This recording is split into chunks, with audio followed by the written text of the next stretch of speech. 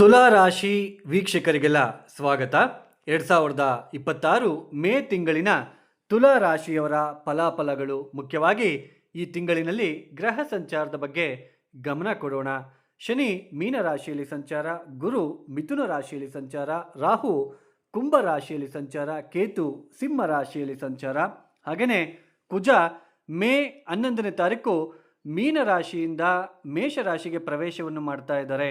ಶುಕ್ರ ಮೇ 14ನೇ ತಾರೀಕು ವೃಷಭ ರಾಶಿಯಿಂದ ಮಿಥುನ ರಾಶಿಗೆ ಪ್ರವೇಶವನ್ನು ಮಾಡ್ತಾ ಇದ್ದಾರೆ. ಹಾಗೆಯೇ ಸೂರ್ಯ ಮೇ 15ನೇ ತಾರೀಕು ಮೇಷ ರಾಶಿಯಿಂದ ವೃಷಭ ರಾಶಿಗೆ ಪ್ರವೇಶವನ್ನು ಮಾಡ್ತಾ ಇದ್ದಾರೆ. ಹಾಗೆಯೇ ಬುಧನು ಕೂಡ ಮೇ 15ನೇ ತಾರೀಕು ಮೇಷ ರಾಶಿಯಿಂದ ವೃಷಭ ರಾಶಿಗೆ ಪ್ರವೇಶವನ್ನು ಮಾಡ್ತಾ ಇದ್ದಾರೆ.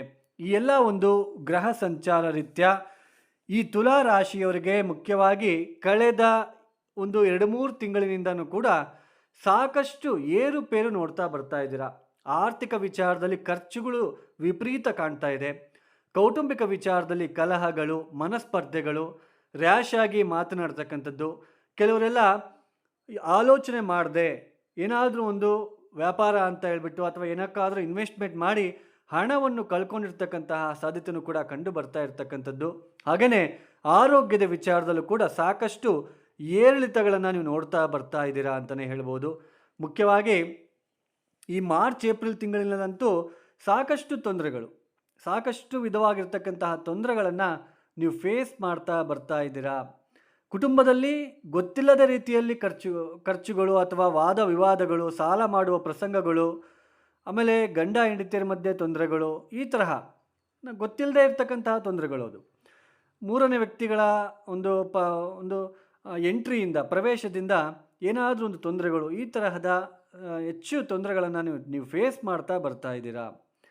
ಆದರೆ ಈ ಮೇ ತಿಂಗಳಿನಲ್ಲಿ ಏನಾದರೂ ಸ್ವಲ್ಪ ಬದಲಾವಣೆಗಳು ಇದೆಯಾ ಅಂತ ನೋಡೋದೇ ಆದರೆ, ಮೇ ತಿಂಗಳಿನಲ್ಲಿ ಮುಖ್ಯವಾಗಿ ನಿಮಗೆ ಶನಿ ಬಲ ಇರುತ್ತೆ, ಹಾಗೆಯೇ ಬುಧ ಬಲ, ಶುಕ್ರ ಬಲ, ಹಾಗೆಯೇ ಗುರುಬಲ ಇರುತ್ತೆ.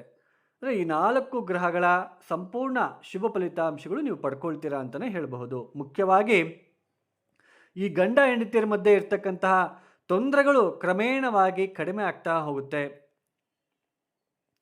ಹಾಗೆಯೇ ಆರ್ಥಿಕ ವಿಚಾರದಲ್ಲಿ ಯಾರೆಲ್ಲ ತೊಂದರೆ ಪಡ್ತಾ ಇದ್ದೀರಾ, ಆರ್ಥಿಕ ವಿಚಾರದಲ್ಲಿ ಸಾಕಷ್ಟು ಆ ತೊಂದರೆಗಳು ಕಡಿಮೆ ಆಗ್ತಕ್ಕಂಥದ್ದು, 4 ರೂಪಾಯಿ ನಿಮ್ಮ ಕೈಗೆ ಬರ್ತಕ್ಕಂಥದ್ದು, ಖರ್ಚುಗಳು ಕಡಿಮೆ ಆಗ್ತಕ್ಕಂಥದ್ದು, ತೀರ್ಥಕ್ಷೇತ್ರಗಳ ದರ್ಶನ ಅಥವಾ ಯಾವುದಾದ್ರೂ ಒಂದು ಪ್ರದೇಶಕ್ಕೆ ಪ್ರಯಾಣ ಮಾಡುವ ಲಕ್ಷಣಗಳು ಈ ತಿಂಗಳಿನಲ್ಲಿ ಕಂಡು ಬರ್ತಾ ಇರುತ್ತೆ. ಯಾವುದಕ್ಕಾದ್ರೂ ಒಂದು ಪ್ರಯಾಣ ಮಾಡೋದಕ್ಕೆ ಅವಕಾಶಗಳು ಸಿಗ್ತಾ ಹೋಗುತ್ತೆ.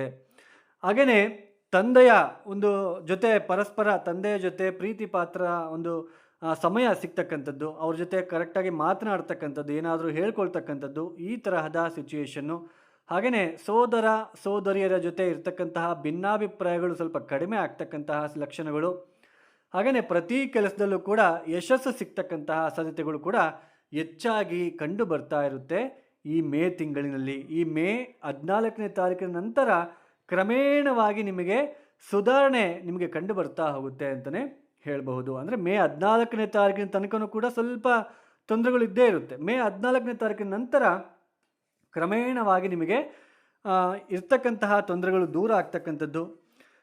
ಮತ್ತೊಮ್ಮೆ ಮೇಯ್ನ್ ಗಂಡ ಹೆಂಡತಿಯರ ವಿಚಾರದಲ್ಲಿ ಯಾರೆಲ್ಲ ತೊಂದರೆ ಅನುಭವಿಸ್ತಾ ಇದ್ದೀರಾ, ಸೊ ಅವರಿಗೆ ಆ ತೊಂದರೆಗಳಿಂದ ಹೊರಗಡೆ ಬರಲಿಕ್ಕೆ ಸಹಾಯ ಸಿಗ್ತಕ್ಕಂಥದ್ದು. ಉದ್ಯೋಗದಲ್ಲಿ ಯಾರೆಲ್ಲ ಹೊಸ ಉದ್ಯೋಗಕ್ಕೋಸ್ಕರ ಪ್ರಯತ್ನ ಪಡ್ತಾ ಇದ್ದೀರಾ, ಅಥವಾ ದೂರದ ಒಂದು ದೇಶಕ್ಕೆ ಅಥವಾ ದೂರದ ರಾಜ್ಯಕ್ಕೆ ಹೋಗಿ ಕೆಲಸ ಮಾಡಬೇಕು ಅಥವಾ ಕೆಲಸಕ್ಕೋಸ್ಕರ ಅಪ್ಲೈ ಮಾಡ್ತಾ ಇದ್ದೀರಾ, ಸೊ ಅವರಿಗೆ ಕೆಲಸಗಳು ಸಿಗ್ತಕ್ಕಂಥದ್ದು, ನೀವು ಅಂದ್ಕೊಂಡಿರ್ತಕ್ಕಂತಹ ಕೆಲಸಗಳು ನಿಮಗೆ ಆಗಿ ಬರ್ತಕ್ಕಂಥದ್ದು, ಈ ತರಹದ ಉತ್ತಮವಾದ ಫಲಿತಾಂಶಗಳು ನಿಮಗೆ ಸಿಗ್ತಾ ಹೋಗುತ್ತೆ ಈ ತಿಂಗಳಿನಲ್ಲಿ ಅಂತಲೇ ಹೇಳಬಹುದು.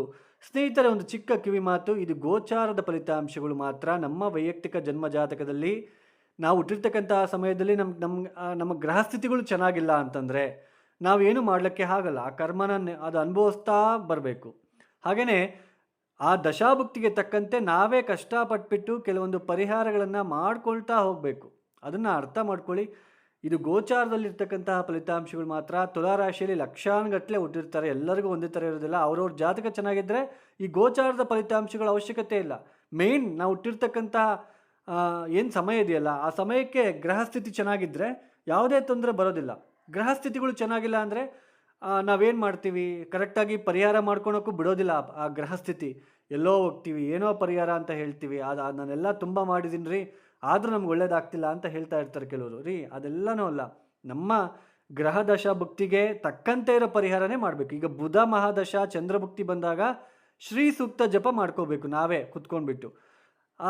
ಹಾಗೆಯೇ ಮುಖ್ಯವಾಗಿ ಗುರುಗ್ರಹ ದಶ ನಡೀತಾ ಇರಬೇಕಾದ್ರೆ ಗುರು ತುಂಬ ಬಲಹೀನ ಸ್ಥಿತಿಯಲ್ಲಿದ್ದಾಗ ದತ್ತಾತ್ರೇಯ ಕ್ಷೇತ್ರಗಳಿಗೆ ಹೋಗ್ತಕ್ಕಂಥದ್ದು, ದತ್ತಾತ್ರೇಯ ಚರಿತ್ರೆ ಪುಸ್ತಕವನ್ನು ಓದ್ತಕ್ಕಂಥದ್ದು, ಈ ತರಹದ ತುಂಬ ವಿಶೇಷವಾಗಿ ಕಡಲೆಕಾಳನ್ನು ಹೆಚ್ಚಿನದಾಗಿ ನೆನೆ ಹಾಕಿಬಿಟ್ಟು ಮೆತ್ತಗಾದ ಮೇಲೆ ಬೆಲ್ಲ ಮಿಶ್ರಣ ಮಾಡಿ ರೋಡ್ ಸೈಡಲ್ಲಿ ಇರ್ತಕ್ಕಂತಹ ನಂದಿ ಎತ್ತುಗಳಿಗೆ ತಿನ್ನಿಸ್ತಕ್ಕಂಥದ್ದು, ಈ ಥರ ಮಾಡ್ತಾ ಹೋದಂತೆಲ್ಲ ಅದು ಕ್ರಮೇಣ ನೆಗೆಟಿವ್ ಇಂಪ್ಯಾಕ್ಟ್ ಕಡಿಮೆ ಆಗ್ತಾ ಹೋಗುತ್ತೆ. ಒಂದೇ ಸಲ ಏಕ್ದಮ್ ನಾನೊಂದು ಪೂಜೆ ಮಾಡಿಸ್ಬಿಟ್ಟಿದ್ದೀನಿ, ನನಗೆ ಒಳ್ಳೇದಾಗ್ತಾ ಇಲ್ಲ ಅಂತ ಅಂದ್ಕೊಂಡ್ರೆ ಅದು ತುಂಬ ತಪ್ಪು ಕಲ್ಪನೆ. ಆ ತರಹ ಇದ್ದಿದ್ರೆ ಎಲ್ಲರೂ ಎಷ್ಟೊತ್ತಿಗೆ ಎಲ್ಲೋ ಹೋಗಬೇಕಾಗಿತ್ತು ಅಲ್ವಾ? ಸೊ ಕರ್ಮ ಅನ್ನೋದು ಬೇಗ ಕಳೆಯೋದಿಲ್ಲ. ಸೊ ಗ್ರಹಸ್ಥಿತಿಗಳು ತುಂಬ ಮುಖ್ಯ. ಇದು ಗೋಚಾರದ ಫಲಿತಾಂಶಗಳು ಮಾತ್ರ. ಒಟ್ಟಾರೆಯಾಗಿ ತುಲಾರಾಶಿಯವರಿಗೆ ಈ ಮೇ 14ನೇ ತಾರೀಕಿನ ನಂತರ ಸ್ವಲ್ಪ ಉತ್ತಮವಾದ ಪರಿಸ್ಥಿತಿಗಳು ನಿಮಗೆ ಸಿಗ್ತಾ ಹೋಗುತ್ತೆ. ನೀವು ಅಂದ್ಕೊಂಡಿರ್ತಕ್ಕಂಥ ಕೆಲಸ ಕಾರ್ಯಗಳು ನಿಮಗೆ ಪ್ರಗತಿಯತ್ತ ಸಿಗ್ತಾ ಹೋಗುತ್ತೆ. ಹಾಗೆಯೇ ಮುಖ್ಯವಾಗಿ ಯಾರೆಲ್ಲ ವಿವಾಹಕ್ಕೋಸ್ಕರ ಪ್ರಯತ್ನ ಪಡ್ತಾ ಇದ್ದೀರಾ, ಕಂಕಣ ಭಾಗ್ಯ ಸಿಗ್ತಕ್ಕಂತಹ ಸಾಧ್ಯತೆಯೂ ಕೂಡ ಕಂಡು ಬರ್ತಾ ಇರುತ್ತೆ. ಮುಖ್ಯವಾಗಿ 2ನೇ ವಿವಾಹ ಯಾರೆಲ್ಲ ಪ್ರಯತ್ನ ಪಡ್ತಿದ್ದೀರಾ ಅವ್ರಿಗೆ ಬೇಗನೆ ಈ ತಿಂಗಳಿನಲ್ಲಿ ವಿವಾಹಕ್ಕೆ ಸೂಕ್ತ ಕಾಲ ನಿಮಗೆ ಸಿಗ್ತಾ ಹೋಗುತ್ತೆ ಅಂತಲೇ ಹೇಳಬಹುದು. ಈ ತುಲಾರಾಶಿಯವರು ಈ ತಿಂಗಳಿನಲ್ಲಿ ಏನು ಮಾಡಿಕೊಂಡ್ರೆ ಹೆಲ್ಪ್ಫುಲ್ ಆಗುತ್ತೆ ಅಂದರೆ, ಶ್ರೀಕೃಷ್ಣನಿಗೆ ಅವಲಕ್ಕಿ ನೈವೇದ್ಯ ಮಾಡೋದಕ್ಕೆ ಪ್ರಯತ್ನ ಮಾಡಿ. ನಿಮ್ಗೆ ಇಷ್ಟವಾಗಿರ್ತಕ್ಕಂತಹ ದಿನ ಗುರುವಾರ ಆಗಲಿ ಶುಕ್ರವಾರ ಆಗಲಿ ಅವಲಕ್ಕಿ ನೈವೇದ್ಯವನ್ನು ಕೊಡೋದಕ್ಕೆ ಪ್ರಯತ್ನ ಮಾಡಿ. ಹಾಗೆಯೇ ತಪ್ಪದೆ ನೀವು ಮಾಡಬೇಕಾಗಿರೋ ಕೆಲಸ ಏನಪ್ಪ ಅಂದರೆ ಮಹಾಲಕ್ಷ್ಮಿ ಆರಾಧನೆಯನ್ನು ಮಾಡಿ. ಹಾಗೆಯೇ ಪ್ರತಿದಿನ ಬೆಳಗ್ಗೆ ವಿಷ್ಣು ಸಹಸ್ರನಾಮ ಕೇಳೋದಕ್ಕೆ ಪ್ರಯತ್ನ ಮಾಡಿ.